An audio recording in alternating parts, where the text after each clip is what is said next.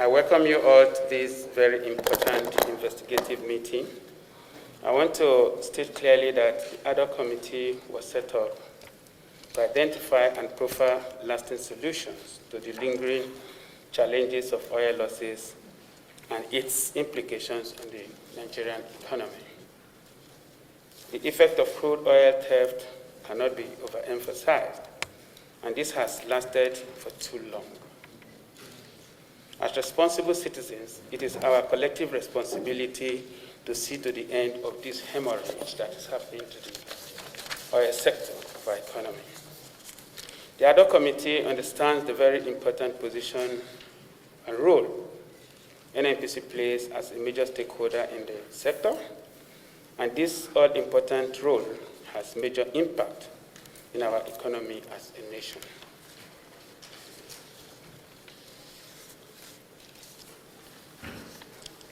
It is also very worrisome, it's however worrisome that the ad hoc committee requested for specific information, particularly on certified true copy of minutes of meetings of Reconciliation Committee on royalty, PPT, and profit oil entitlement on proceeds of on production sharing contracts from 2005 to 2019.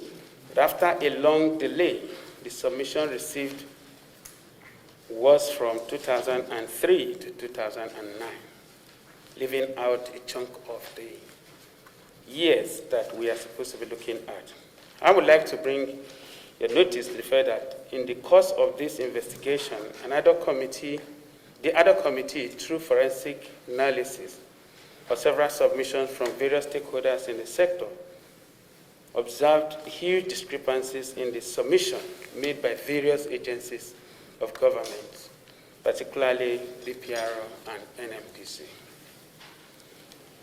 This variance ranges from figures on offshore processing of crude oil, DSDP/swap, on processed crude oil by the 3 refineries, conversion of crude oil to export, FRS borrowing crude oil to the corporation, non-remittance of funds amounting to about $5 billion to Federation accounts, different accounts.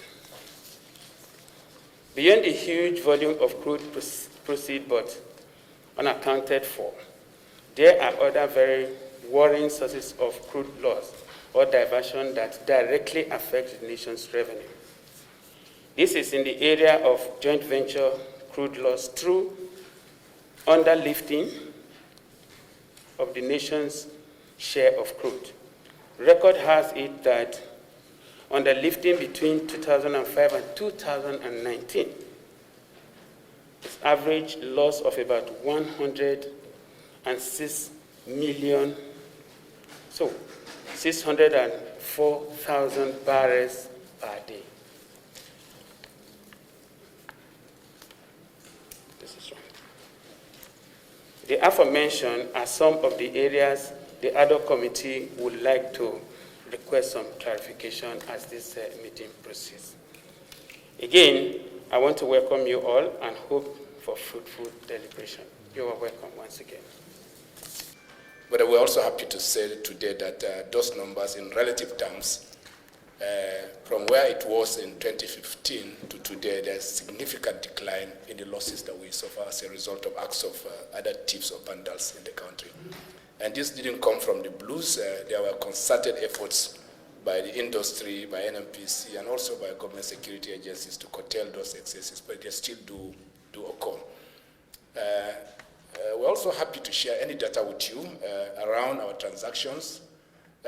Any data, I was just surprised that there is anything that you have asked that has not been submitted, so that I take responsibility that whatever is the gap, we'll provide them so that the House is properly provided with the information that you require for any action that or any analysis that you would like to take. First, in general sense, there are always discrepancy in data between us and other agencies of government, even between us and our partners. And this is also no surprise because typical practice in the industry is the point of recording or the timing of recording always determines what numbers that you return, because it's a very, very mobile data environment. The data you have for today will not be the same for tomorrow. If your cut-off points are different, you will never have the same numbers, and therefore the reporting of institutions always create those barriers. And there are a number of forensic exercises, audits have taken place over the years, and they will always end up reconciling those differences to be extremely marginal or sometimes even non-existent. We do recognize these differences. We work on them to see how we have the same baseline for data with our sister agencies and organizations. That has not completely worked, but I know that there are platforms today, even on the basis of the Department of Petroleum Resources publication database, where people can post actual data on time and on real time, so that we are all looking at the same set of data. And for specific to the potential underlifting that the Mr. Chairman has referred to, this may not be far from the very fact that even though you have average of 57% equity in all the JVs belonging to the NNPC, you do not have the rights to leave 57% of that equity, or even 60% as the case may be. In some assets we have 60% interest, in some we have 55%. In all cases, you cannot lift that equity level because there are a number of financing arrangements that are on ground today which mandates you to cede some of your production to your partners so that you can pay off for your own contribution to those loans. So to that extent, you will see it as an underlift, but when the details are brought on the table, you will discover that those underlift are unavoidable because you do have to pay back for loans that you have taken. And you will also see a reporting of underlifting for the production sharing contracts. This is also not unexpected, Mr. Chairman, because under the PSC environment, the lifting rights of the parties are determined by an entitlement which is based on taxation, royalty, and profit oil, which varies from month to month and from year to year, and there's no fixed number around it that you can lift. And therefore, the whole essence is you conduct reconciliations to see where you are at the end of every year, and those reconciliations are done in dollar value and not in volume, because in the PSC, what you reconcile is the total obligation of cost, taxes, and royalty, and profit oil in dollars and not in volume. So you'll see volume differences, but it doesn't explain any underlift by the parties. But you must have underlift as a natural course of this business. At the end of each year, you will see, even under the JV arrangement, there's no way it can be exact. That is why you do compensation in subsequent months to correct for those under and over lift. Because you are lifting from the same basket, it's impossible for you to go to the terminal and lift exactly what you are entitled for that period of that. Having said this, Mr. Chairman, in respect of payments into accounts, they also have the same issues, Mr. Chairman. When you have multiple accounts of government for taxes and for royalties and for profit oil, all of them end up in the consolidated crude oil revenue account.